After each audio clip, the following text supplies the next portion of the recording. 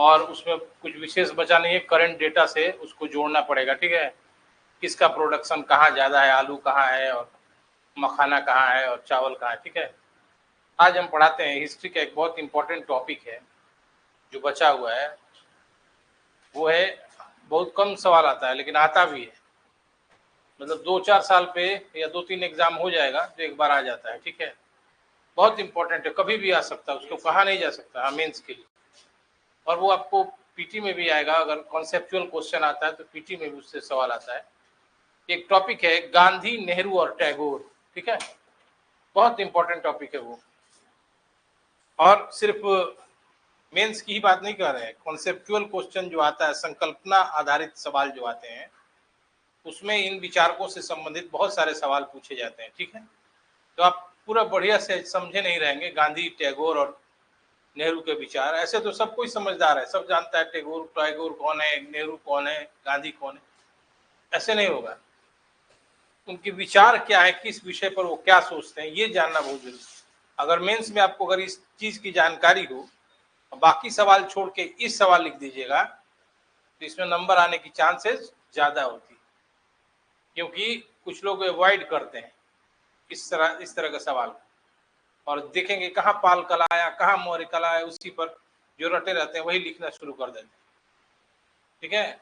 और अधिकतर पाल कला एग्जामिनर देखते देखते नंबरिंग भी उसका जनरलाइज कर देता है। एक सारे को ज्यादातर मोस्टली स्टूडेंट जो है वही, जब भी एग्जाम दीजिए मेंस का, आप चाहते हैं पास करना तो थोड़ा सा डिफरेंट क्वेश्चन चूज करना चाहिए जो लीक से हट कर हो। और अगर ऐसा करेंगे आप तो आपका एक इम्प्रेशन बनेगा एग्जामिनर के साथ, लकीर का फकीर नहीं चलना चाहिए, ठीक है। क्योंकि आप भी सोचिए, आप ही को 50 कॉपी दे दें हम, पाल कला देखते रहिए, तो अब क्या कीजिएगा, 50 लड़कों में जनरलाइज मार्क्स कर दीजिएगा ना। इसलिए जब भी सवाल मेंस देने का मौका मिले तो कोशिश करना चाहिए कि ऐसा सेलेक्ट किया जाए जो लीक से हट कर हो, जिसमें नंबर आने की चांस ज्यादा है। तो ये आज का टॉपिक जो है, लिखना बहुत जरूरी है इसको।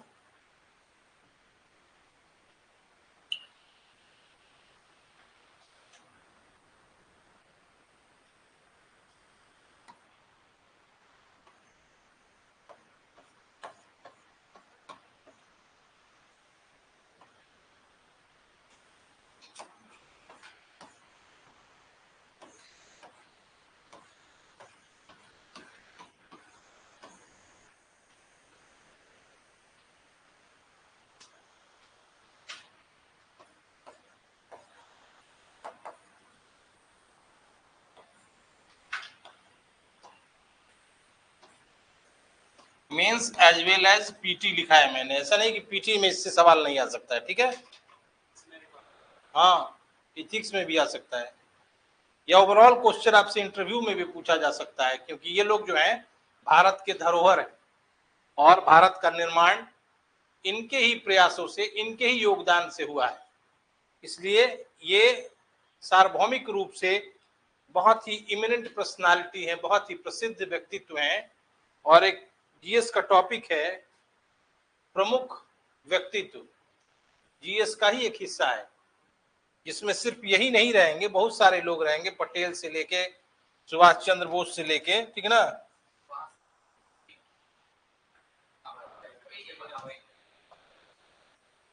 ठीक है, प्रमुख व्यक्तित्व एक टॉपिक है जीएस का, आप देखेंगे सिलेबस में दिया हुआ है, उसको भी पढ़िएगा आप, तो ये 3 आदमी का नाम जरूर मिलेगा, ठीक है। सबसे पहले अब लोग बहुत सारा शिकायत करते हैं, क्रिटिसिज्म करते हैं नेहरू के बारे में, गांधी के बारे में, टैगोर के बारे में, जानते हैं नहीं कुछ, क्या उनका विचार दर्शन था, क्या सोच के वो ऐसा करते थे, ये जानना सबसे जरूरी है, ठीक है। नेहरू के संबंध में माना जाता है कि आधुनिक भारत के निर्माता के तौर पर नेहरू का नाम स्वर्णिम अक्षरों में लिखा जा सकता है, क्योंकि 1950 के हालात को अगर आप ध्यान से देखेंगे तो उस समय का हालात और आज का हालात में जमीन आसमान का फर्क। भारत जो था नया नया स्वतंत्र हुआ था 1947 में, और चारों तरफ यहाँ स्थिति जो थी भयावह और विकराल थी। भारत भूखमरी, बेरोजगारी, गरीबी, अज्ञानता से ग्रसित देश के रूप में था। क्यों? क्योंकि अंग्रेजी गुलामी के कारण भारत एकदम क्रिपल्ड हो गया था, मतलब पंगु हो गया था। वो पंगु का मतलब समझ रहे हैं? इसके पास कुछ नहीं था। और ऐसा नहीं कि भारत का ही ऐसा स्थिति था, और भी कुछ देश थे जो कि दक्षिण अफ्रीका के देश थे, ठीक है, दक्षिण अफ्रीका में भी कुछ देश थे, वो भी एकदम लाचार हो गए थे, ठीक है, दक्षिण अमेरिका में भी कुछ देश थे। ऐसे लोगों को उस समय नाम दिया गया वैश्विक स्तर पर, ग्लोबल स्तर पर, तीसरी दुनिया के देश। तीसरी दुनिया के देश मतलब थर्ड वर्ल्ड कंट्री किसको कहा जाता है? जो नया नया आजाद हुए और जिनके पास विकास की समस्या है। सबसे पहले कैसे विकास हो, ये सबसे पहला उनका समस्या था। क्यों? क्योंकि वो सामाजिक, आर्थिक, राजनीतिक, सांस्कृतिक दृष्टि से एकदम पिछड़े हो गए थे। और तीसरी दुनिया के देश को न विकासशील देश में देखा गया, न विकसित देश में देखा गया। बाद में भले ही इनको विकासशील देशों में शामिल किया गया, लेकिन बहुत दिनों तक इनको अंडर डेवलप्ड कंट्री कहा जाता था, मतलब अविकसित देश के रूप में कहा जाता था। बाद में जब इन्होंने कुछ विकास का रास्ता तय कर लिया, तब इनको कहा जाने लगा विकासशील, यानी विकास की दिशा में ये अग्रसर है, ये कहा जाने लगा। यानी इस स्थिति के कारण इसकी स्थिति ये हो गई कि नेहरू को पहल करना पड़ा वैश्विक स्तर पर, और ऐसे देशों का एक नया समूह तैयार करना पड़ा। अभी आप नरेंद्र मोदी के भाषण में सुनते होंगे बराबर ग्लोबल साउथ बोलते हैं ना, यही वो देश है, ठीक है ना, ग्लोबल साउथ का मतलब यही है। लेकिन नरेंद्र मोदी दूसरे परिप्रेक्ष्य में बोल रहे हैं, उस समय नेहरू जी दूसरे परिप्रेक्ष्य में बोल रहे थे, ठीक है। नेहरू जी के समय, उस समय मुख्य समस्या थी कि जो हाल में लोग, देश जो आजाद हुए हैं, उनके समक्ष सबसे पहले विकास की समस्या है, अपना सामाजिक आर्थिक स्थिति ठीक करने की समस्या है। पहले इसको वो करेंगे, न कि किसी देश के पीछे लगेंगे, वो पिछलग्गू बनेंगे। इसलिए नेहरू जी को एक क्रांतिकारी और अभिनववादी व्यक्ति माना जाता है। क्यों? क्योंकि उन्होंने एक नई दृष्टि दी पूरा विश्व को, वैसे विश्व को जो नया नया आजाद हुआ था, ठीक है। और नया नया आजाद कौन हुआ था? तीसरी दुनिया के देश। तीसरी दुनिया के देश क्यों कहा जाता था, अपने दिमाग से बताइए तो।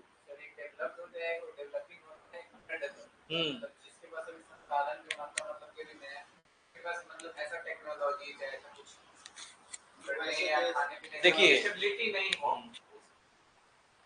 मेन बात है ना कि पूरा विश्व जो था दो गुटों में विभाजित हो गया था। एक गुट का नेतृत्व पूंजीवादी विश्व कर रहा था, जिसका नेता संयुक्त राज्य अमेरिका था। दूसरे गुट का नेतृत्व सोवियत संघ कर रहा था, वो साम्यवादी गुट था। तीसरी दुनिया के देश इसीलिए बोलना पड़ा कि ये जो देश थे वो किसी गुट के सदस्य नहीं थे, इनका अपना स्वतंत्र अस्तित्व था, ठीक है ना, इंडिपेंडेंट एग्जिस्टेंस था इनका। इसीलिए इनको तीसरी दुनिया के देश कहा जाता है, ठीक है। तो नेहरू जी ने, लोग शिकायत कर देते हैं ऐसे किए वैसे किए, ऐसा कुछ नहीं है। नेहरू जी ने कुछ बातें बताई जिसको आप शीर्षक वाइज समझ के और मेंस में वही लिखिएगा। पहला जब लिखिएगा, पहले तो ये देखिएगा कि नेहरू जी व्यवहारिक राजनीतिज्ञ के साथ साथ यथार्थवादी राजनीति के भी थी। और दूसरी बात, वो संवेदनशील व्यक्ति थे और भारत के हर क्षेत्र की समस्याओं से रूबरू थे, वाकिफ थे कि भारत का समस्या, भारत का विकास कैसे होगा, इसके विषय में उनको पता था। इसलिए नेहरू जी ने जो अपने विचार दिए उसको आप पहले कैटेगरी में बांट लीजिएगा मेंस में लिखते समय भी। पहला, नेहरू के आर्थिक विचार। दूसरा, नेहरू के राजनीतिक विचार। और नेहरू का अंतरराष्ट्रीयतावाद, ठीक है ना। तो आपको मैं क्रम वाइज बताता हूँ, जब लिखिएगा आप तो वर्गीकृत कर लीजिएगा। पहला विचार देखिए, नेहरू का शिकायत किया जाता है, नेहरू की बहुत आलोचना की जाती है कि नेहरू ने भारी मूल और भारी उद्योगों पर बल देकर कृषि क्षेत्र की उपेक्षा की, हमेशा एक शिकायत किया जाता है। लेकिन नेहरू का जो आर्थिक दर्शन था वह बिल्कुल सही था। क्यों? क्योंकि नेहरू जानते थे कि जब तक भारत मशीनों के निर्माण में सक्षम नहीं होगा, कैपेबल नहीं होगा, और खुद से ये उत्पादन की क्षमता को हासिल नहीं करता है, तो भारत औद्योगिक दृष्टि से कभी भी विकास नहीं कर सकता है। उन्होंने कभी भी हेवी इंडस्ट्री पे केवल स्ट्रेस नहीं दिया है, उन्होंने कहा है कि कृषि और उद्योग दोनों का में समन्वय हो और कृषि का भी विकास हो और उद्योग का विकास हो। क्यों? क्योंकि नेहरू जो थे वैज्ञानिक दृष्टिकोण रखते थे और तार्किक थे। उनको पता था कि सिर्फ कृषि को आधार बनाया जाएगा तो यह विकास लंबे समय तक नहीं हो सकता है। कृषि से सिर्फ अपना पेट आप भर सकते हैं, लेकिन यदि आप उत्पादन करने की क्षमता रखते हैं, मशीन निर्माण करने की क्षमता रखते हैं, तो इससे आपका जो विकास शुरू होगा वो सतत जारी रहेगा, कंटिन्यूड रहेगा। फिर आप विकास के पथ से पीछे नहीं हटेंगे।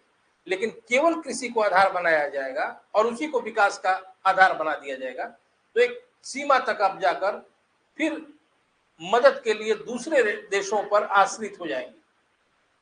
यही कारण था कि नेहरू ने मूल और भारी यानी आधारभूत और भारी उद्योगों पर बल दिया।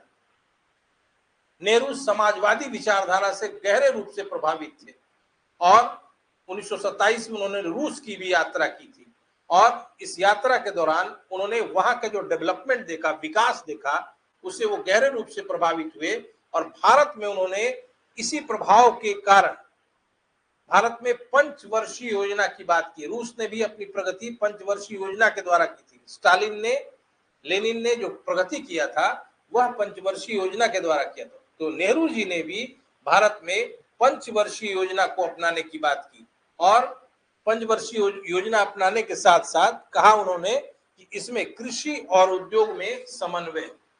जितना भी आप 5 ईयर प्लान देखते हैं, अभी योजना आयोग को समाप्त कर दिया गया, नीति आयोग बन गया, लेकिन जो भी विकास हुआ है भारत में वह योजना आयोग के द्वारा बनाए गए पंचवर्षीय योजना के कारण ही हुआ है। ठीक है, नीति आयोग तो हाल में बस बना हुआ है, लेकिन जितना भी आजादी के बाद का विकास है वो योजना आयोग का जो प्राथमिकता तय क्षेत्र होता था उसी के आधार पर होता था। इसलिए नेहरू को इस बात का योगदान देना कहीं से भी गलत नहीं है कि भारत में पंचवर्षीय योजना की शुरुआत नेहरू के समाजवादी दृष्टिकोण को बताता है। क्यों? क्योंकि नेहरू रूस के समाजवादी प्रगति से काफी प्रभावित थे। लेकिन एक और चीज आपको बताएं कि नेहरू समाजवाद से गहरे रूप से प्रभावित थे। उनका एक स्टेटमेंट है जो पीटी के लिए इंपॉर्टेंट है कि मेरा राजाओं महाराजाओं में कोई विश्वास नहीं है, ठीक है, और मैं ऐसे राजाओं महाराजाओं में कोई आस्था नहीं रखता हूं। किसका स्टेटमेंट है? नेहरू का है। दूसरा एक स्टेटमेंट है नेहरू का कि विश्व या भारत की समस्त समस्याओं का समाधान, एकमात्र समाधान समाजवाद में। जब कभी ऐसा स्टेटमेंट आएगा तो नेहरू जी कहिएगा, ठीक है। तो समाजवाद को उन्होंने बहुत ही कारगर उपाय बताया, लेकिन आपको ये अंदर का बात बताना है कि जैसा समाजवाद कार्ल मार्क्स ने परिकल्पित किया था, जैसा कल्पना किया था कार्ल मार्क्स ने, उस तरह का समाजवाद की संकल्पना नेहरू की नहीं थी। कार्ल मार्क्स ने क्या किया था? इतिहास की भौतिकवादी व्याख्या की थी। कार्ल मार्क्स ने और क्या कहा था कि समाज जो है वर्ग संघर्ष का मतलब लेखा जोखा है। उनका कहना था कि प्राचीन समाज का आधार दासता थी, मध्यकालीन समाज की का आधार भूमि है और नवीन समाज, आधुनिक समाज का आधार पूंजी है।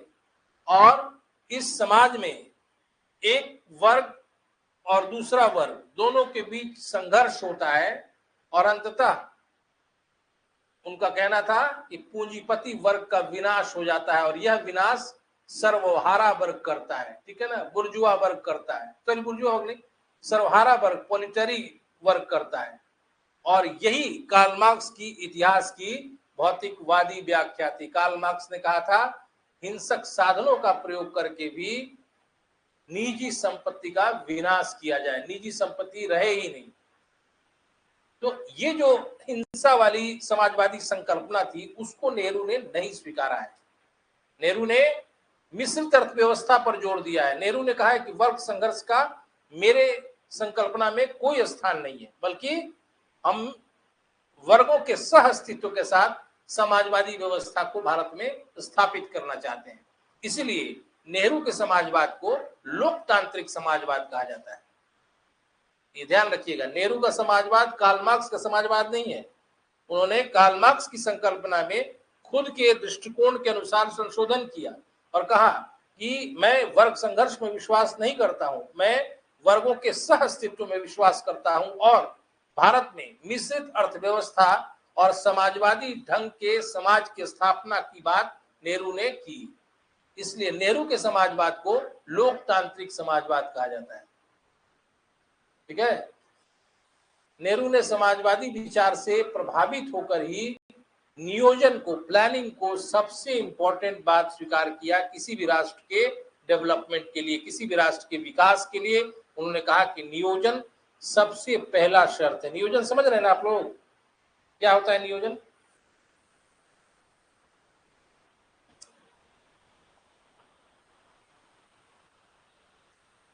नियोजन में क्या होता है? तो कैसे करना है उसका प्लानिंग। नियोजन माने प्लानिंग, योजना मतलब प्लानिंग, दोनों एक ही भाषा है। नेहरू उदारवादी पाश्चात्य विचारधारा से बहुत अधिक प्रभावित थे। जैसे पश्चिमी विश्व में एक विचारधारा थी उदारवाद, ठीक है ना, उससे गहरे रूप से प्रभावित थे और ये वही पढ़े लिखे भी थे, लंदन पढ़े लिखे भी थे। तो उदारवादी विचारधारा क्या कहता है? ये पाश्चात्य दर्शन है, ठीक है ना, पश्चिमी वेस्टर्न वर्ल्ड का दर्शन। वह कहता है कि व्यक्ति की स्वतंत्रता, गरिमा, ठीक है, प्रेस की आजादी, अभिव्यक्ति की आजादी, स्वतंत्र निर्वाचन, ठीक है, और स्वतंत्र निर्वाचन के बाद संसदीय सरकार की स्थापना। ये विचार कहां से आया है? उदारवादी विचारधारा है।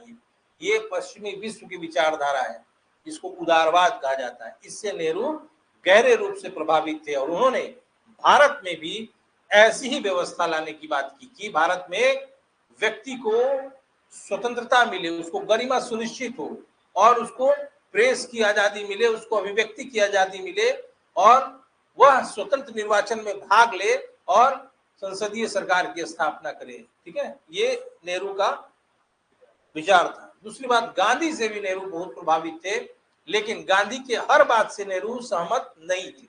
कई बातों में गांधी से उनकी असाम्यता थी, यानी मतभेद था, लेकिन एक बात को वो पूरा स्वीकार करते थे जो कि गांधी ने कहा है, वह है अहिंसा।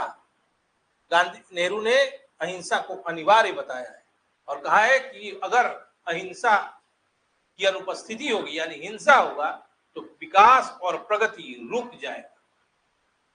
ठीक है, इसलिए हिंसा को बहुत अधिक वैल्यू देते हैं।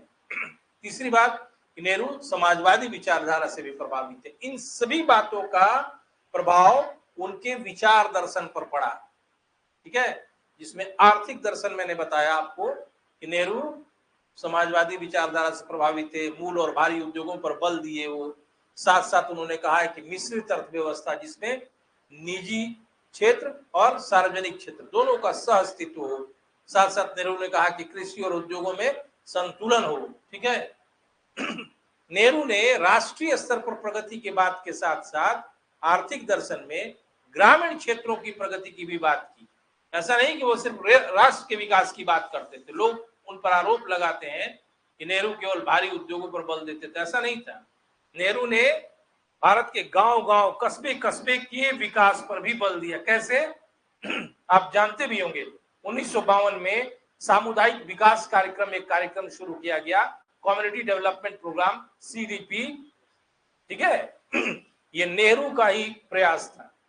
उनका कहना था कि गांव में लोग मिल के, आपस में मिल बैठ के अपनी समस्या को खोजेंगे, उन समस्याओं का समाधान करेंगे। इससे लोग क्या होंगे कि आपस में एक तरह से मिलेंगे भी और बल्कि अपनी समस्याओं की पहचान करने में ज्यादा सक्षम होंगे और सामुदायिक तौर पे लोग अपनी अपनी समस्याओं को समाप्त करेंगे।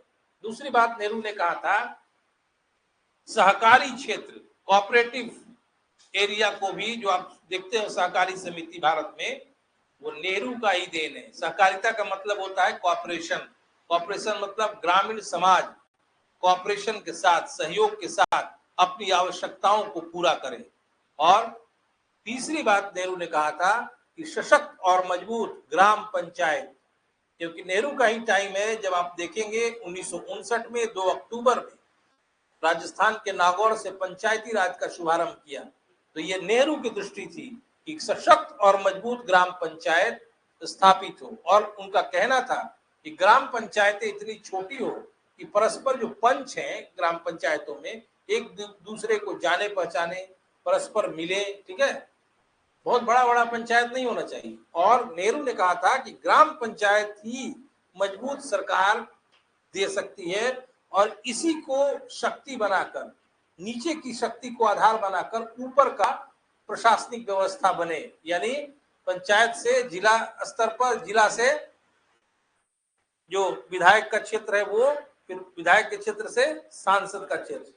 मतलब नेहरू का कहना था कि प्रशासन का विकेंद्रीकरण हो, यानी ऊपर से नीचे आए, लेकिन नीचे मजबूत आधार हो और यहां से लोग शक्ति प्राप्त करें ऊपर के स्तर पर जो प्रतिनिधि है, ठीक है। ये नेहरू की कल्पना थी। आज भले ग्राम पंचायतों की स्थिति बदतर हो गई हो, राजनीतिक माने हस्तक्षेप हो गया हो और जातिवाद से ग्रसित हो गया हो ग्राम पंचायत, लेकिन नेहरू का कॉन्सेप्ट गलत नहीं था।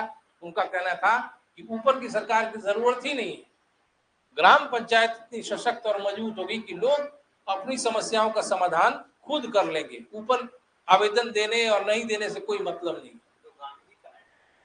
नहीं, गांधी जी का दूसरा आइडियोलॉजी था, वो राम राज्य की संकल्पना कर रहे थे, ठीक है। ग्राम पंचायत गांधी जी ने कहा था, ठीक है, अनुच्छेद किसमें है, 40 में, कि प्रत्येक पंचायत में ग्राम पंचायत की स्थापना की, गांधी जी ने कहा। लेकिन नेहरू ने क्या कहा कि ग्राम पंचायत इतनी सशक्त और मजबूत हो कि वहीं पर मामले का समाधान हो जाए, ठीक है। अब वैसे तो ग्राम पंचायत तो बहुत आदमी का कंट्रीब्यूशन है, बलवंत राय मेहता का भी है, ठीक है, अशोक मेहता का भी है। तो आइडिया ये सब कैसा होना चाहिए, लेकिन ओरिजिन तो गांधी जी का ही कहना था कि ग्रासरूट लेवल पे हो, तो नीचे के तबके। ओरिजिन गांधी जी ओरिजिनेटर नहीं हुए, ग्राम पंचायत का ओरिजिन वैदिक काल से माना जाता है।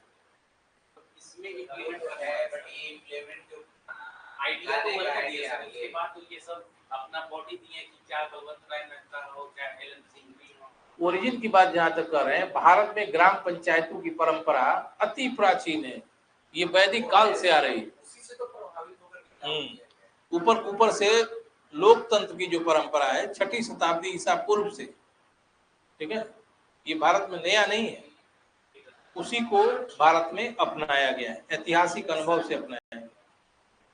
ये अनुच्छेद 40 में जरूर ये बात का उल्लेख है कि ग्राम पंचायतों की स्थापना करनी। नेहरू जी का और आप देखिएगा कि मेन इंपॉर्टेंट बात वो आप नहीं समझ पा रहे हैं। देखिए, नेहरू का अंतरराष्ट्रीय दृष्टिकोण जो था उस समय काफी इंटेलेक्चुअल माना गया कि उन्होंने कुछ नए दृष्टिकोण विश्व को दिए, जिसके लिए आज भी पूरा विश्व भारत को और खासकर नेहरू को याद करता है। जैसे सबसे पहले पूरा विश्व जो था आजादी के बाद हमारे 2 गुटों में बट गया था। एक पूंजीवादी गुट का नेतृत्व अमेरिका कर रहा था और समाजवादी गुट का नेतृत्व सोवियत संघ। और ये दोनों ही गुट चाहते थे कि जो नए स्वतंत्रता प्राप्त देश हैं वो हमारे ग्रुप में, हमारे समूह में शामिल हो जाए और हमारी संख्या शक्ति बढ़े। लेकिन उस समय का कोई भी कमजोर देश, उसका राज्याध्यक्ष होता, जो व्यक्तित्व उसका कम होता, तो इन गुटों के प्रभाव में आ सकता है।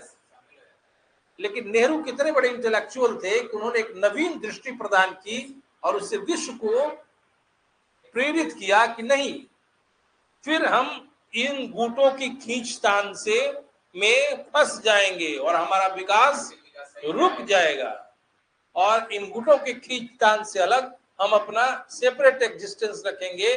और इसीलिए उन्होंने नाम दिया नॉन अलाइनमेंट, गुट निरपेक्षता। ये 1961 में बेलग्रेड में एक सम्मेलन हुआ जिसमें नेहरू ने, मार्शल टीटो भी थे, इन्होंने एक सम्मेलन करके वैसे राष्ट्रों का दल तैयार किया, ग्रुप तैयार किया जो दोनों गुटों में से किसी गुट के सदस्य नहीं थे, ना संयुक्त राज्य अमेरिका के और नहीं सोवियत संघ, और इनका निजी एग्जिस्टेंस था, पर्सनल एग्जिस्टेंस था। और गुट निरपेक्षता ने 1990 के दशक तक बहुत सारे वैश्विक मुद्दों पर अपनी आवाज उठाई है और विश्व को भी गुट निरपेक्ष देशों के को महत्व देना पड़ा है। लेकिन After the decline of Soviet Union in 1990, the relevance of non-alignment is declined. ठीक है ना, क्योंकि जब सोवियत संघ का 1990 में पतन हो गया तो गुट निरपेक्षता का जो संदर्भ है वो समाप्त हो गया। अब गुट एक ध्रुवीय हो गया, यूनिपोलर हो गया वर्ल्ड, पहले दो ध्रुवों में बटा हुआ था।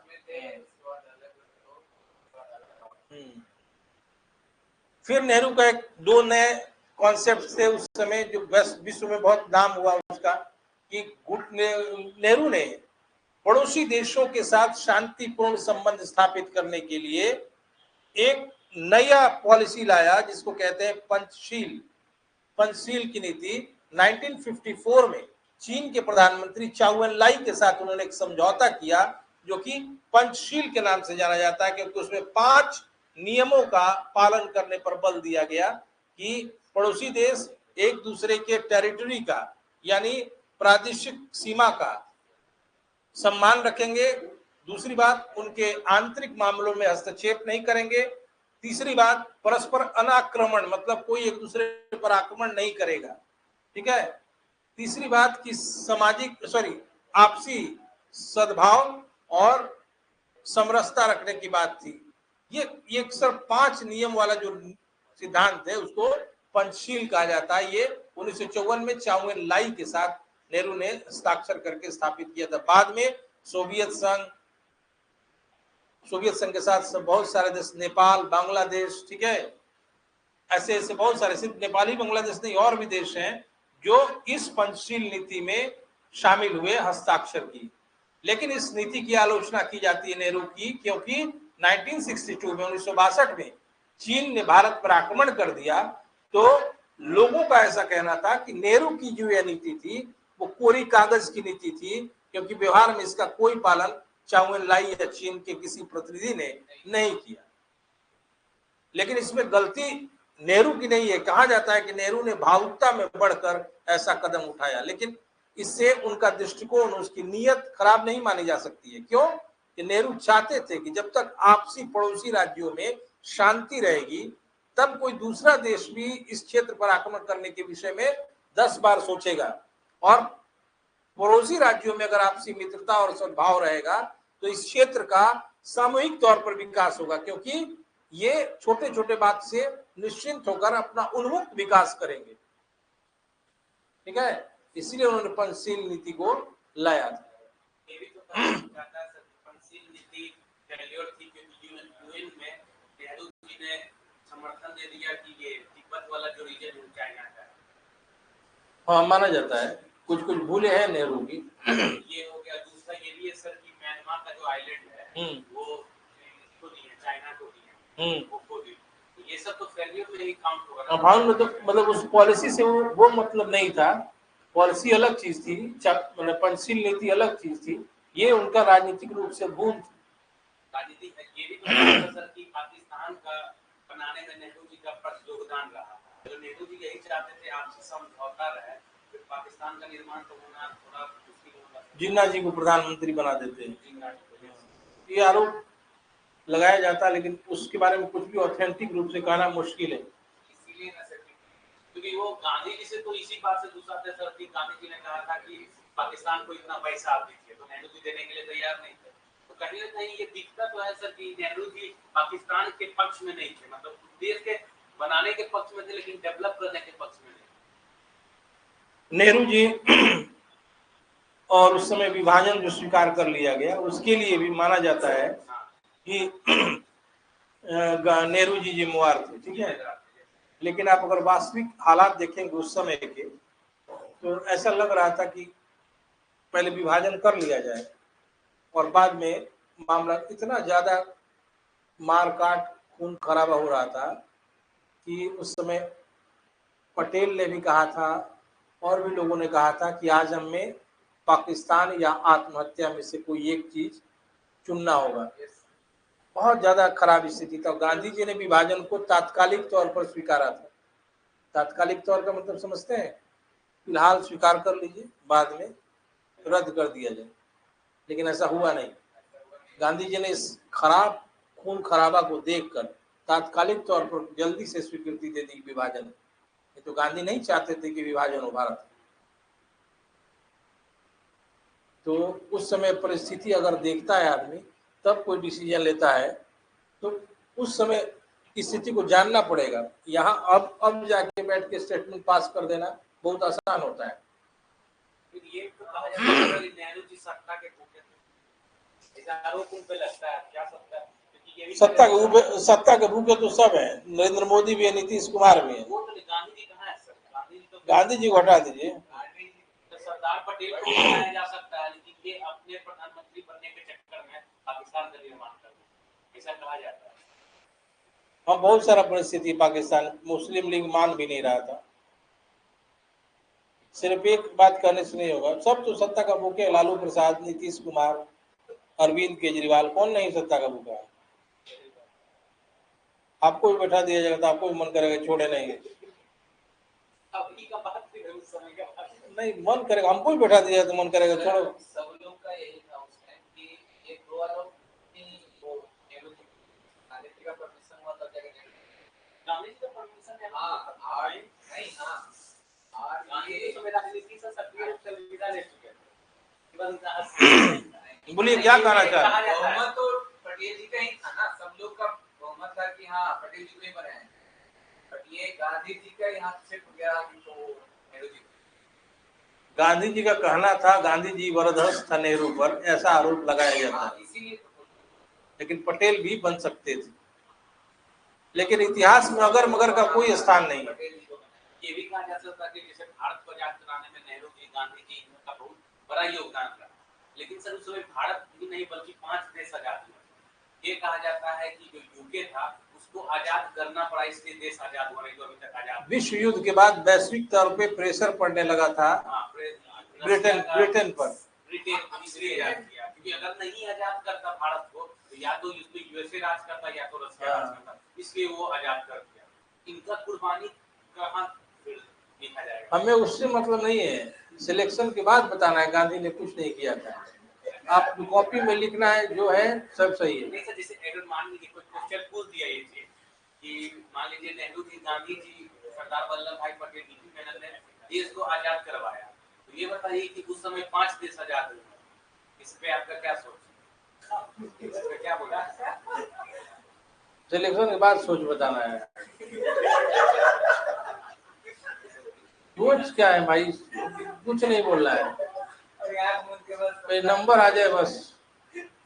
जी मालिक करके पोस्ट कर लीजिए, इसके बाद बोलते रहिए, क्योंकि इंडिया में पोस्ट की ही वैल्यू है। पोस्ट नहीं है तो कोई मतलब नहीं। भारत एक सामंतवादी देश है, हमेशा बताइए। जब तक यहाँ पद पर नहीं रहेंगे कोई वैल्यू नहीं है।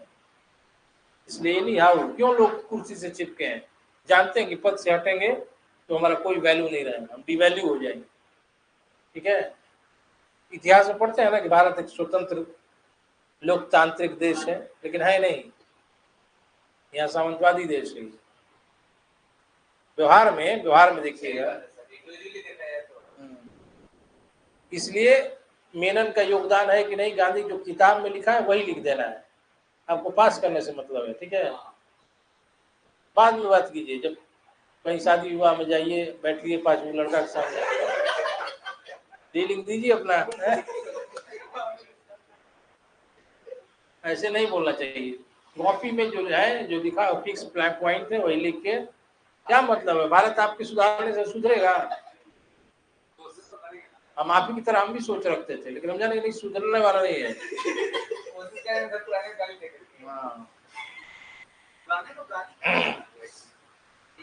वैसे बहुत है भाई, अभी भी है। बहुत सारे लोग जो नहीं अपराधी रहता उसको अपराधी बना दिया जाता है। ठीक है,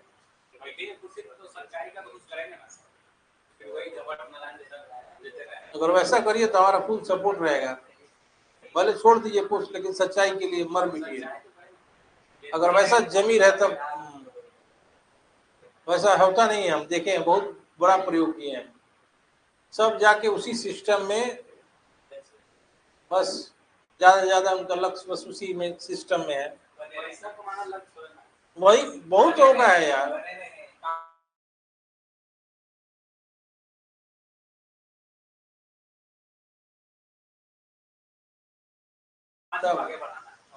और समाज का कोई भी ब्यूरोक्रेट चाहेगा तो बढ़ा सकता है। ये जो तर्क देता है कोई कि सिस्टम खराब है आप कुछ नहीं कर सकते,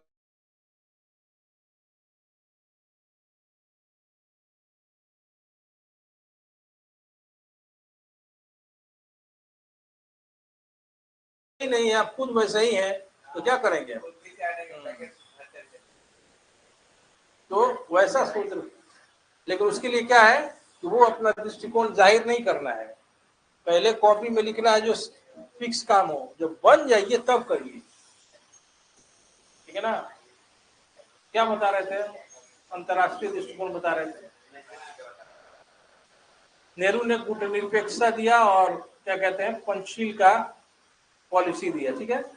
और नेहरू का क्या योगदान है अंतर्राष्ट्रीय स्तर पर,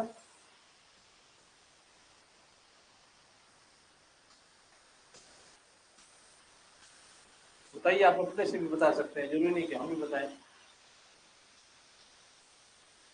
नेहरू जो थे भारत में एक डायनेमिक पीएम की तरह, ठीक है ना, डायनेमिक प्रधानमंत्री की तरह कोई भी वैश्विक मुद्दा होता था या सम्मेलन तो उसमें शिरकत करते थे और बोलते भी थे। अब उनकी मृत्यु हो गई 1964 में, ठीक है, लेकिन उसके पहले जो भारत में उन लोग कहीं भी मुखर वक्ता के तौर पर बोलते थे। हाँ, नेहरू जी जिन्ना जी सब एक साथ पढ़ते थे ऑक्सफोर्ड में, ठीक ना। ऐसा नहीं, जिन्ना जी सीनियर थे नेहरू के, और वो भी इंटेलेक्चुअल थे जैसा नेहरू थे। ये नहीं कि जिन्ना कहीं से कम थे, बल्कि नेहरू से कहीं ज्यादा थे। और ये भी कहा जा सकता है कि जिन्ना वाकई धर्मनिरपेक्ष व्यक्ति थे। जैसे आप कह रहे हैं, हम आपको बता दे रहे हैं, कांग्रेस की नीतियों के कारण 1925-30 के बाद जिन्ना सांप्रदायिक रूप की ओर अग्रसर हो गए। नहीं तो उसके पहले जिन्ना जी धर्मनिरपेक्ष राष्ट्रवादी व्यक्ति थे, समझ गए ना। ऐसा नहीं कि सिर्फ नेहरू जी गांधी जी थे, जिन्ना जी ने बहुत काम किया। उनको हिंदू मुस्लिम एकता का एम्बेसडर भी कहा है। किसने कहा है, सरोजनी नायडू ने किसको क्या कहा है। जिन्ना जी को बोला गया है हिंदू मुस्लिम एकता का राजदूत, बोला गया है, किसी ने बोला है, ठीक है ना, याद नहीं आ रहा। और ये भी तो गुरु भी थे सर जिन्ना जी के, गांधी जी के गुरु माना जाता है, राजनीतिक गुरु। नहीं यार, गांधी जी के कैसे जिन्ना जी गुरु हो जाए, गोपाल कृष्ण गोखले हैं। नहीं, गोपाल कृष्ण गोखले उनको ये बुक में तो है सर। गांधी जी के गुरु गोपाल कृष्ण गोखले थे,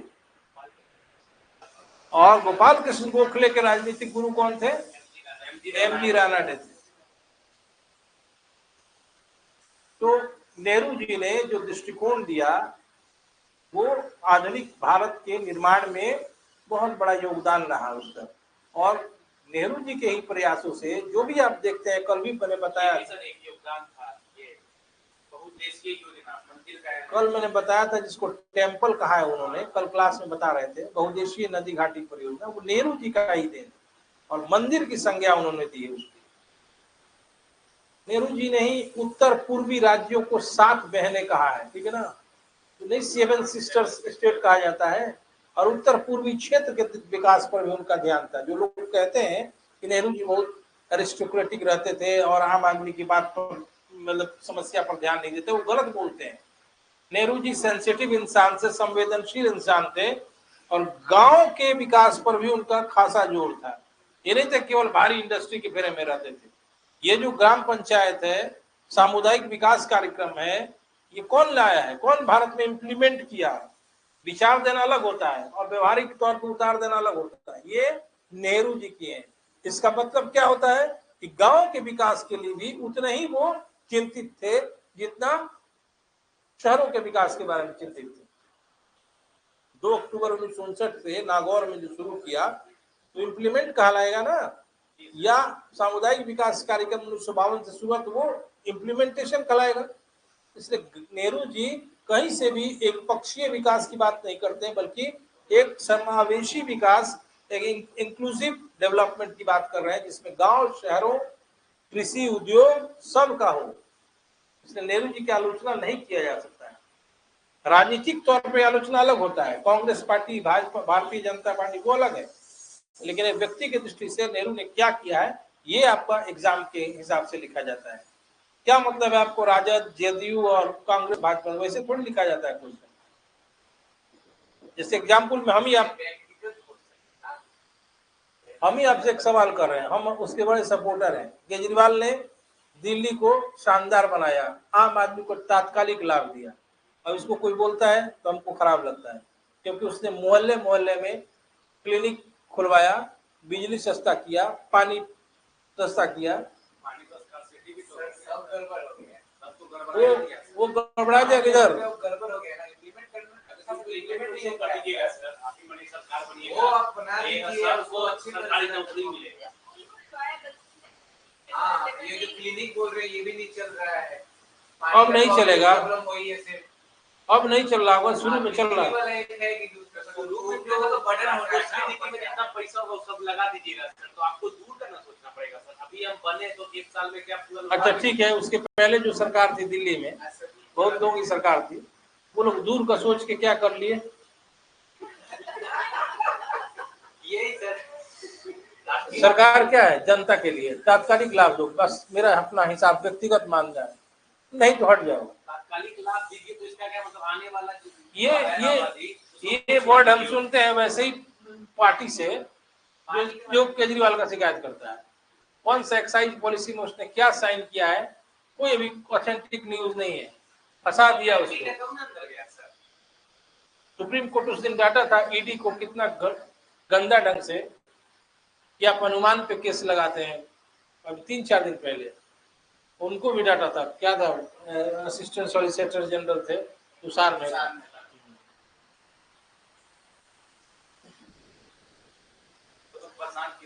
किसी भी पार्टी का अंधभक्त नहीं होना चाहिए। कि टीका लगा के नरेंद्र मोदी, राहुल गांधी।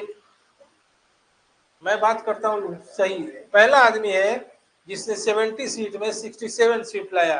उसके अंदर व्यक्तित्व होगा, दम कम होगा तभी तो लाया। कोई सरकार लाया है दिल्ली में? टाइम मैगजीन में भी निकला था, और उसने तुरंत लाभ दिया, फ्री पास किया लेडीज को। बाकी पार्टी वाला लगता है कितना बड़ा इकोनॉमिक्स का डबल कर दिया सर। ये कैसे अच्छे बस में लेडीज का फ्री कर दिया, लेकिन अब जहां बस का जो मील चले वो 5 रुपए का 10 रुपए कर दिया। वो तो एक तरफ का बात नहीं है सर, ये बटन अभी तक बिजली फ्री दे दिया। कितना तो 1250 मेगावाट कैपेसिटी उतना था कि 2-3 दिन तक लाइन नहीं कटा। पेमेंट नहीं किया है, पेमेंट सरकार इतना भार हो गया है दिल्ली में, तो पेमेंट नहीं करता है। ऐसा हाल हो जाएगा सर कि ऑफिस 2 घंटा के लिए खुलेगा क्योंकि बिजली नहीं है। ऐसे करने से नहीं होता है, आप सही करिए कि हाँ वो कंटिन्यू रहे। आप बंडल भी नहीं है, वो चीज नहीं हो पाया जो मनमाने ढंग से दारू पर टैक्स दे दिया, चोरी करके करने वाला। चोरी किया देखे हैं आप? कोई देखता है सर, नेहरू जी का कोई देखा नहीं क्या किया, लेकिन उसका फर्क है ना सर। अभी सुप्रीम कोर्ट डाटा है कस के पूरा, हमको शुरू से लग रहा था। हम लोग भी देख रहे हैं ये मनीष सिसोदिया। अब मनोज तिवारी जैसा आदमी उसका शिकायत करते हैं अरविंद केजरीवाल का, कहीं से अच्छा लगता है? अब मनोज तिवारी कब के अच्छे हैं? अच्छे कोई नहीं है सर, अच्छे जीवन भर गाना गाते रहे हो।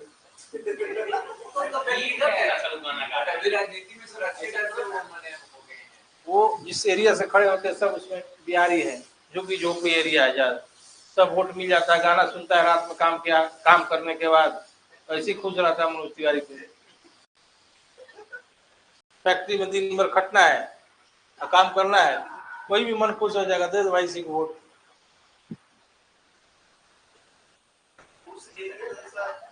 विधानसभा का इलेक्शन वो आप जीत जाता है, लेकिन जो लोकसभा का इलेक्शन जीता है ना पंजाब वगैरह में प्रशांत किशोर। यहाँ जीत के दिखा देना है सर, जो कमेटी करता था वो मुख्यमंत्री। यहाँ ये अब इस बार मुख्यमंत्री बनेंगे प्रशांत किशोर ना।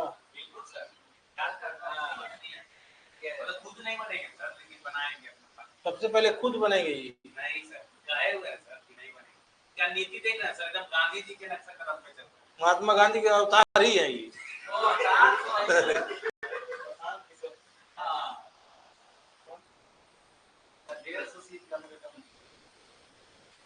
जिंदगी भर है लालू नीतीश के साथ और ये बन जाएंगे बहुत अच्छा आदमी। लालू नीतीश सर कहाँ है सर, तो मोदी के साथ भी है। सबको देख लिए खराब है तब ना उसको देख क्या बढ़िया करना है। छोटे छोटे दूध को मिला रहे हैं, आम जनता को खड़ा करवा रहे हैं।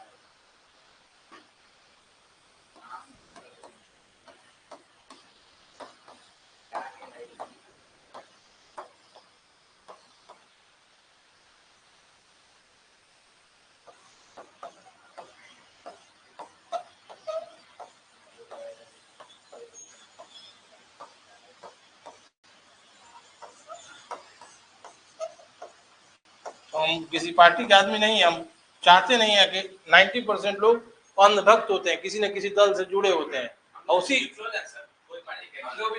आप जन सुराज के आदमी हैं। नहीं सर, देख रहे तो लग रहा है कि सर हाँ काम अच्छा। देखने से हमको भी लगता था, पहले होता नहीं है सही। आएंगे तब ना बहुत आएंगे सर, अच्छे हैं कि नहीं। जब आइए जाएंगे तब फिर आप क्या उनका बिगाड़िएगा, जब आइए जाएंगे तो सपोर्ट अभी करेंगे तब ना आएंगे सर, नहीं आएंगे तो फिर तो वही हो जाएगा कि यही प्रयोग में पूरा 50 साल बीत गए भारत में। लोग यही सीधापन में भारत की जनता, अच्छा इस बार देख लेते हैं कैसा है। 50 साल बीत गए, बदल देना चाहिए, हर साल बदल देना चाहिए। यही तो इसका नाजायज फायदा उठाया है। एक बार मौका दिया जाए सबको।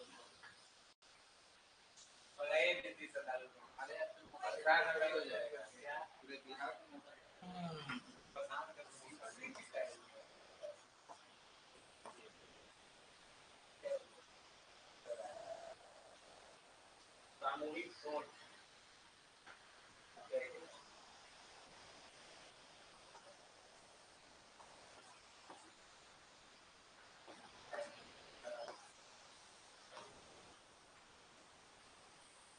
देखिए इतना शीर्षक हम बनाए हैं कि कभी भी मेंस में लिखिएगा ऐसी शीर्षक बना के पूरा सारा बात लिख दीजिएगा नेहरू जी का।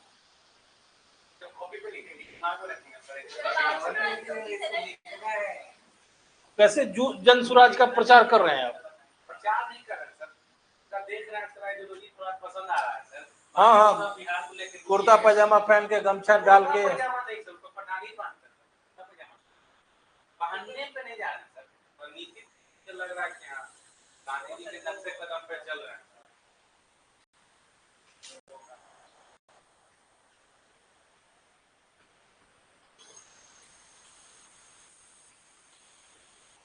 इतना ही पॉइंट में आप पूरा नेहरू जी को डील कर सकते हैं, इसको लिख लीजिए, यही लिखना है आपको, ठीक है? आप क्या सोच रहे हैं, कुछ सोच रहे हैं?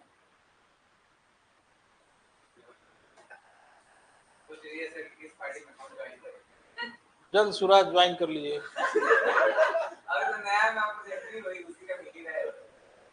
बीजेपी भी तो निकाला है सर, उसमें ज्वाइन हो सकते हैं। कोई पार्टी खड़ा हो सर, वोट वो जाति पात पे बिल्कुल मिलेगा, यहाँ कभी नहीं बदलता है। शिक्षा जमीन कागज पे है, कागज पे है, एकदम बेकार है भाई, एकदम बेकार है। पूरा अनुभव से बोलते हैं कोई चीज। 4 साल लोगों का दिमाग डाइवर्ट कर दिए, लेकिन 5वें साल एकदम उसी दिन दिल्ली से आता है सब, फैक्ट्री से काम करके या वोट देने के लिए फलाना जाति।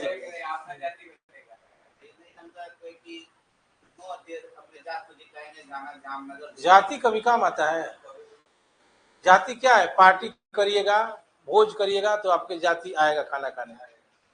आपके पास 2 रुपये नहीं रहेगा, जाति नहीं देगा और मजाक उड़ाएगा। लेकिन लोग इस अंधभक्ति से निकल ही नहीं रहे बाहर।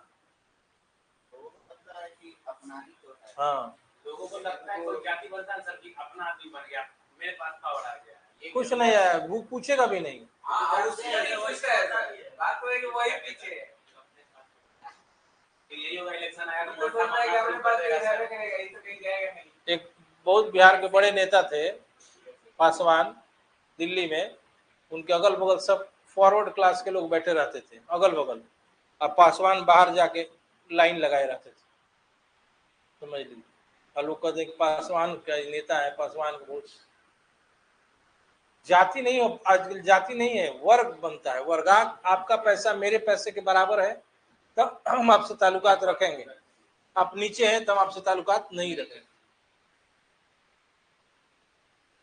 नहीं, हम तो सोचते भी नहीं कि बिहार में चुनाव में कुछ सुधार होगा, सोचना भी नहीं। और कोई इम्पोर्टेंट काम हो आपका तो पहले आप इम्पोर्टेंट काम ही कर लीजिए, ठीक है ना। चुनाव के लिए अपना समय बर्बाद मत कीजिए।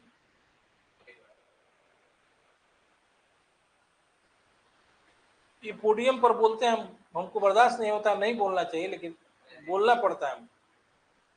ये मैंने नजदीक से देखा है कि लोगों में कभी भी समझदारी आ जाए, जागरूकता आ जाए, लेकिन नहीं आता है। बाकी समझदारी है कि कब शिवरात्रि है, कब जल चढ़ाना है, कब एकादशी है, पूरा लिस्ट भी रहता है कि कल क्या है, परसों क्या है, किस दिन चिकन खाना चाहिए, किस दिन नहीं खाना, ये सारा जानकारी है। नियम से कभी नहीं खाना चाहिए वास्तव में, लेकिन सावन बीतते ही लोग दुकान पे भीड़ लगा देते हैं। वो भी एक नाटक ही है।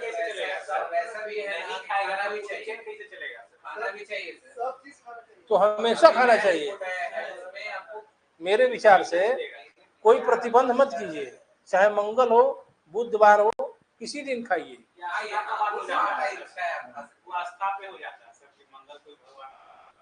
रोज हर दिन भगवान का है। सोमवार शंकर जी का है, मंगलवार महावीर जी का है, बुधवार गणेश जी का है, बृहस्पतिवार विष्णु भगवान का है, शुक्रवार संतोषी माता का है, शनिवार भी महावीर जी का है, संडे सूर्य भगवान का है, हर दिन भगवान का है।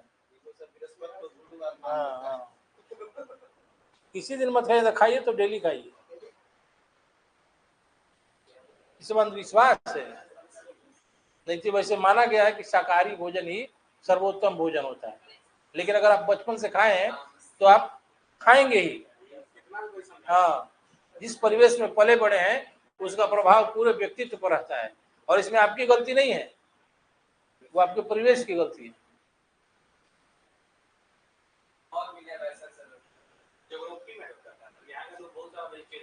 सऊदी अरब में देखिए सब तो वही खाता है, परिवेश पे डिपेंड करता है, जैसा परिवेश वैसा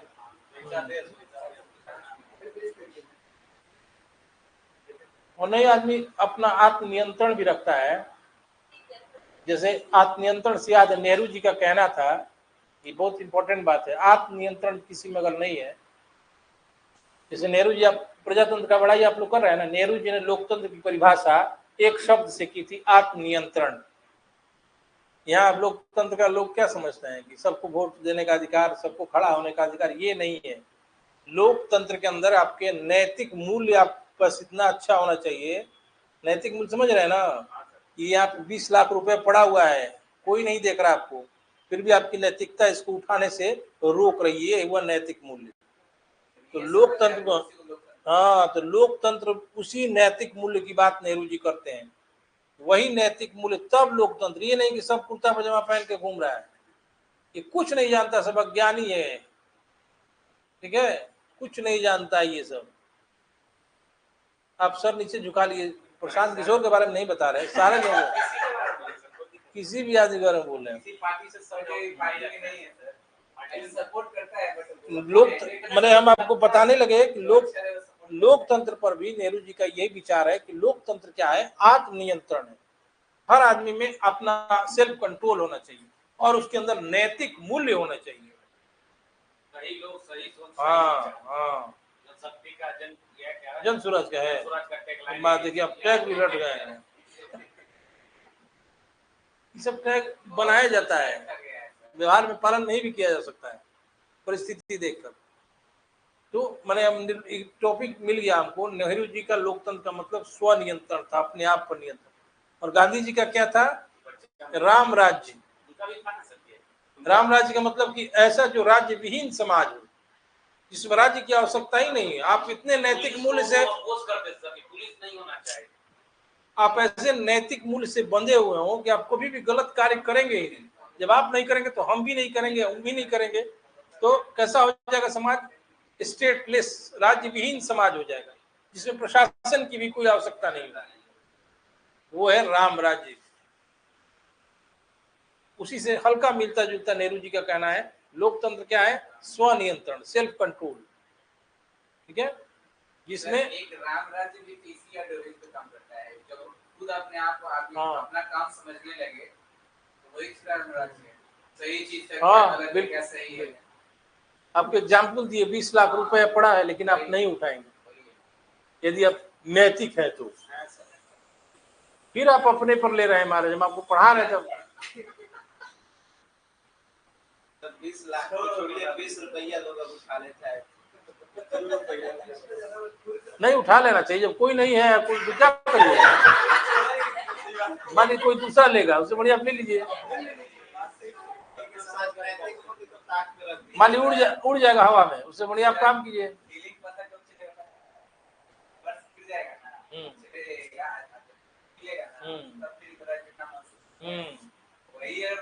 वही चीज आप सोचिए, किसी गिरा हुआ तो क्या महसूस है, सबके दे देगा ना तो अच्छा। जैसे सुनसान रास्ते में जा रहे हैं, गिरा हुआ है तो उठा ही लेना चाहिए मेरे विचार। दूसरा ले लेगा, कुत्ता लेके चला जाएगा, उतना भी नैतिक नहीं होना चाहिए, मतलब व्यवहारिक नैतिकता सोच होना चाहिए। कोई मांगा तो दे दीजिए, ये नहीं करेंगे, कोई मांगा तो नहीं दीजिए। अब 20 लाख लिए सीधे जाके बैंक में जमा कर दीजिए, आराम से रहते रहिए। नहीं उतना पहचान कौन करेगा, आ ही जाएगा कोई ना कोई, कह देगा मेरा ही है। हाँ, ले जाके जमा कर दीजिए, अगर आपसे खर्चा हो जा रहा है तो कोई आएगा तो देखा जाएगा। लेकिन इस तरह का नैतिकता होना चाहिए आपके अंदर। देखिए कि कोई दूसरा ले जाएगा, उससे बढ़िया यदि आप सोच रहे हैं कि हम नैतिक रूप से ज्यादा सबल हैं, हम ले जा रहे हैं, हम रख देते हैं,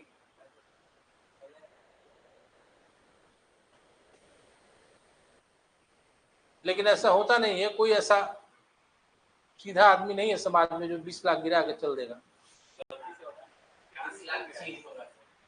गलती बहुत कम करता है। अभी आप जो भी पूछना नेहरू जी के बारे में कुछ भी पूछ सकते हैं, बाद में आपसे हम क्वेश्चन मतलब देंगे लिखने के लिए, इसलिए बोल रहे हैं कि आप पहले पूछ लीजिए हमसे। घुमा के क्वेश्चन देंगे, सीधा नहीं देंगे, बता दे रहे हैं आप। ट्विस्ट रहेगा क्वेश्चन, घुमा फिरा के देंगे।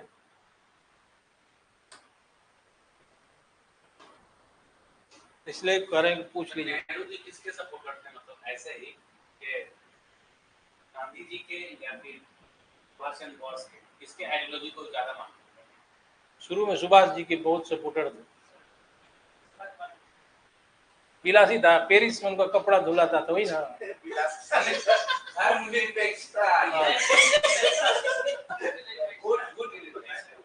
गुड निरपेक्षता। जैसे मान लिए ना, क्या हुआ था कि भारत जैसे बहुत सारे एशियाई और अफ्रीकी देश आजाद हुए। एशिया में बहुत सारे देश थे, इंडोनेशिया भी था, भारत भी था, पाकिस्तान भी है, ठीक है। उसी तरह अफ्रीका में भी कुछ देश आजाद हुए।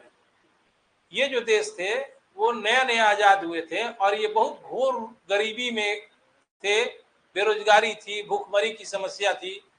इनको सबसे पहले अपने आप को खड़ा करना सबसे जरूरी था, कि अपने बल पर खड़ा हो जाए, क्योंकि 300-400 साल गुलामी की जंजीर में बंधे हुए थे। तो नेहरू जी ने सोचा कि यदि ऐसे देश किसी दूसरे देश का पिछलग्गू बनेंगे, अमेरिका का और रूस का, तो इनका विकास नहीं हो पाएगा। वो देश अपने चंगुल में इसको ले लेंगे और कहेंगे कि जो मैं बोल रहा हूं वही तुम बोलो। ऐसा करता है ना कोई बड़ा बाहुबली के। तो नेहरू जी ने गुटों से निरपेक्ष रहने की बात की, किसी गुट में नहीं पूंजीवादी गुट में जाएंगे, न साम्यवादी गुट में जाएंगे। यानी निरपेक्ष मतलब हट के रहना। गुट निरपेक्षता की नीति लाया, जिसमें ऐसे राष्ट्रों को शामिल किया। इसी को कहते हैं गुट निरपेक्षता की नीति, पॉलिसी ऑफ नॉन अलाइनमेंट। ये 1961 में इसके लिए बेलग्रेड में एक सम्मेलन हुआ। नेहरू जी की व्यक्तिगत छवि कैसी? बहुत बढ़िया थी, कोट में गुलाब लगा के चलते थे। ये कहा जाता है, सुने पता नहीं सही है क्या गलत है, कि वो माउंटबेटन की बेटी बहुत सारे माउंटबेटन जैसे थे यार, एक माउंटबेटन जानते हैं आप? ऐसा व्यक्ति ऐसा नहीं किया। जहां जाते थे था उनको ऐसा हो जाता था। लेडी माउंटबेटन एक छोटी सी बात है, बहुत सारा। सही बात है। हम देखे थोड़ी थे यार, तुम कह रहे हो ऐसे जैसे हम बगल में खड़ा थे ऐसे।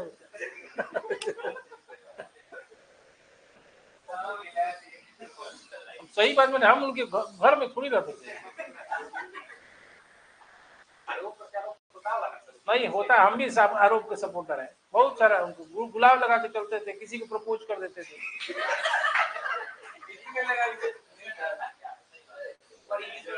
वहाँ पे जहाँ लंदन में पढ़ते थे, वहाँ इनका एक दोस्त था, वो टाई खरीदने के लिए उनके पास गाड़ी था, तो वो पहले चला गया और वो टाई जाके खरीद लिया। नेहरू जी के पिताजी जो भी थे यहाँ के बहुत बड़े अमीर मतलब दुकान थे, तो वो वहाँ पे 10 गेट था वो कॉलेज का, 10 गेट पे 10 गाड़ी था, जहाँ से नेहरू निकलेगा वहाँ से गाड़ी पे जाएगा। ऐसा सही है सर? ऐसे इंडिया हाँ बहुत पैसा था। मोतीलाल नेहरू उनके पिता थे, बहुत पैसा था उनके पास। और नेहरू जी को वहाँ पे जिन्ना जी ने हर जगह इंट्रोड्यूस किया था शुरू में, टेलर के पास, दुकान के पास जिन्ना जी ही जाके परिचय कराए थे। जिन्ना सीनियर थे, सब जगह जिन्ना जी ने इंट्रोड्यूस कराया था नेहरू।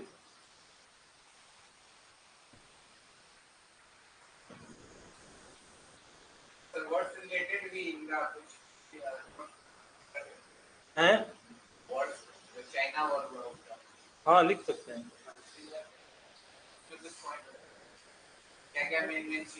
कि पंचशील समझौता के बाद भी 1962 में चीन ने आक्रमण कर दिया, जिसके कारण नेहरू की आलोचना होती है कि नेहरू का जो पंचशील समझौता था वो कोरे कागज पर एक समझौता था, उसका व्यवहारिक तौर पर क्रियान्वित नहीं हुआ। ठीक है, और सब मत लिख दीजिएगा कि गुलाब प्रपोज करते थे, ये सब नहीं लिखा जाए। उससे आप इंस्पिरेशन लीजिएगा। मतलब वो सब कॉपी में नहीं लिखा जाता, पूछे तो हम बता दिया आपको।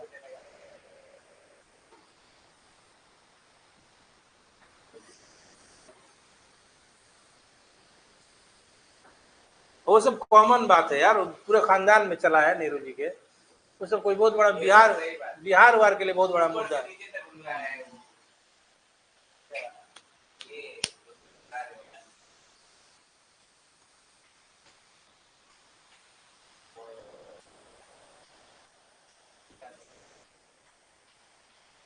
लेकिन वो लोग पुराना खानदानी रईस है, भी जान लेना भारत का।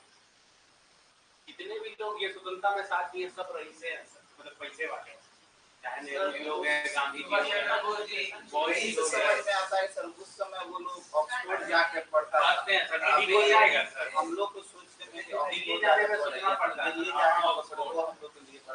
तिलक जी कहाँ पैसे वाले थे? तिलक जी नहीं तो पढ़ा है सर ऑक्सफोर्ड में, 2-4 लोग पढ़े, सब थोड़ी ऑक्सफोर्ड पढ़ा है। गांधी जी पढ़े हैं, अम्बेडकर जी पढ़े हैं।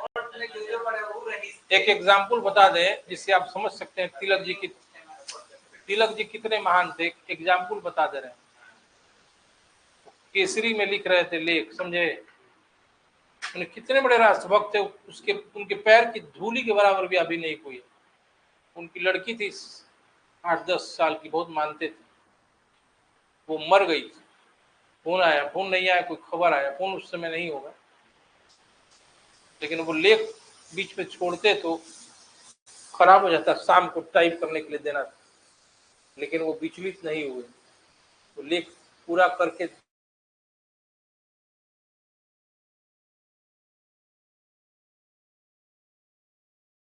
निष्ठ आदमी का एग्जाम्पल बता दिया। वो नैतिकता कहलाता है। ये नहीं कि किताब में और बोलना भाषण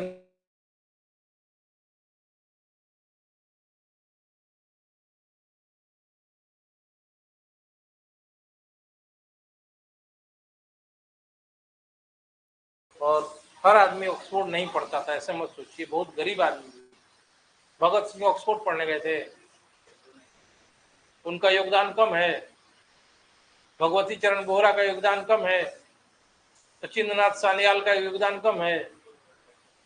इन लोग का नाम ही नहीं लेता है कारण क्या है? प्रजातंत्र। प्रजातंत्र के कारण क्या है? सरकार ने रीराइटिंग का कार्य किया है, इतिहास को, भूगोल को अपने मन हिसाब से। भूगोल वगोल में तो चेंज करने की बात ही नहीं है, इतिहास को बार बार छेड़ा गया है। फिर इतिहास को लिखा जा रहा है। एनसीईआरटी नया टाइप का आया है। मुगल एम्पायर को खत्म करके ये क्या मजाक है? सारा दुनिया जानता है कि जहांगीर और अकबर ने शासन किया था। क्या लिखा जाए? केवल अयोध्या में मंदिर बना था यही पढ़ा जाए?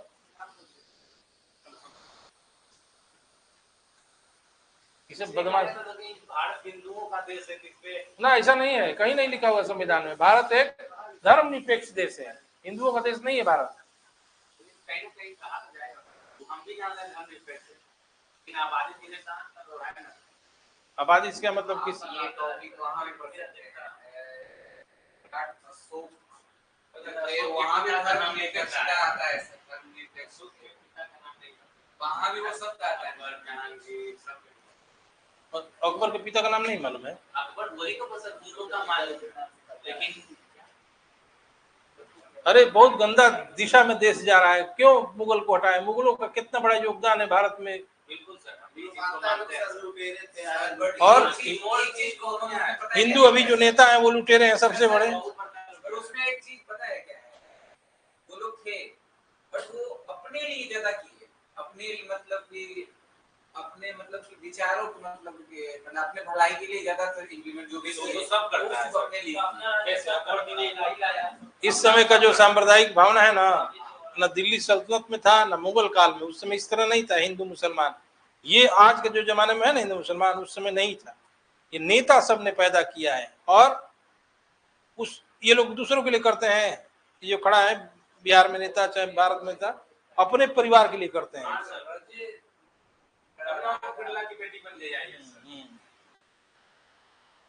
आईपीएस बनी है। ऐसा नहीं था कि हिंदू मुस्लिम नहीं था, उतना नहीं। उस टाइम तो हिंदू को और ज्यादा मतलब कि किया जाता था, राजा खुद करवाता था। अरे यार वो वोट लेने के लिए किया जाता था, अभी नहीं किया था। उस टाइम की बात हो रही है, इस टाइम कई बार अधिकारी हिंदू को रखता था। बोलो मोहम्मद बिन तुगलक।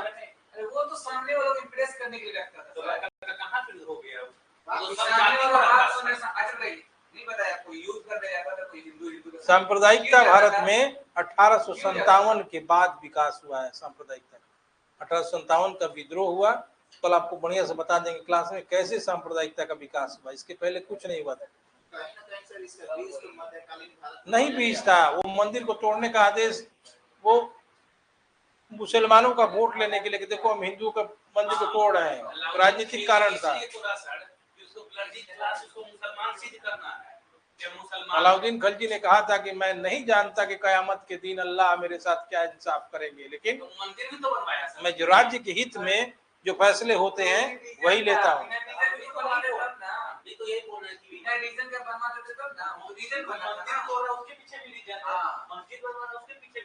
मोहम्मद गजनवी ने भी हिंदू स्टाफ रखे थे, मोहम्मद बिन तुगलक ने भी हिंदू स्टाफ रखे। क्या कारण था बताइए आप? पहले तो वहाँ शासन करने का सर, मैंने क्या, अगर मान लीजिए कोई राजा है उसको बोलता था कि यार मेरे अधीन आ जाओ, हम तुमको अच्छा पोस्ट दे देंगे, इसके लिए वो पहले रहता है वो भी कब्जा मेरे अंदर आ जाएगा, ठीक है। और दूसरा चीज कि सामने वालों को अगर हम कहेंगे तो कोई नहीं मानेगा हिंदू लोग, बट वो कहेगा ना वो मान लेगा। इसमें सबसे बड़ा योगदान सम्राट अकबर का है। वो कभी भी नहीं चाहता था कि हिंदू मुसलमान का भेद हो, इसलिए उसने राजपूतों के साथ वैवाहिक संबंध बना के, और वास्तव में हम बता दें आपको, कोई हिंदू मुसलमान अलग नहीं होता, ईसाई अलग नहीं होता है, सब एक ही मानव है। आदमी जो है ना, ह्यूमन मेड जो होता है, मनुष्य, सारी बुराइयों का जड़ ये मनुष्य है। इसी ने जाति प्रथा, धार्मिक विभेद, चाहे अल्लाह हो, चाहे राम जी हो, और चाहे ईसा मसीह है, सब एक हैं। लेकिन आदमी को भ्रमित करने के लिए संसार में बनाएगा। जो इसके फेरे में रहता है वो अपना प्रगति रोकता है। क्यों जरूरी है? आप जैसा मन वैसा कीजिए। अच्छा आदमी बनना सबसे बड़ा पूजा है, ये ध्यान रखिएगा। अब मत हनुमान चालीसा पढ़िए और जल अर्पण कीजिए। अच्छा आदमी बनिए, किसी का बुरा नहीं चाहिए, यही सबसे बड़ा पूजा है। हम मानव की सेवा कीजिए। कर्तव्य करना, तू तो अपना विकास कर रहे हैं आप। कर्म ही पूजा सर, अपना कर्तव्य तो दूसरे को हानि नहीं पहुंचाना। कर्म ही पूजा है। आप सामने वाला को धर्म को कुछ समझ ही नहीं रहे तो आपको क्या कहा जाए? ये आपका कर्म थोड़ा ना, आप इसको क्या कहिएगा? तब ना आदमी ये चीज करता है कि नहीं गलत हो गया ना अंकित।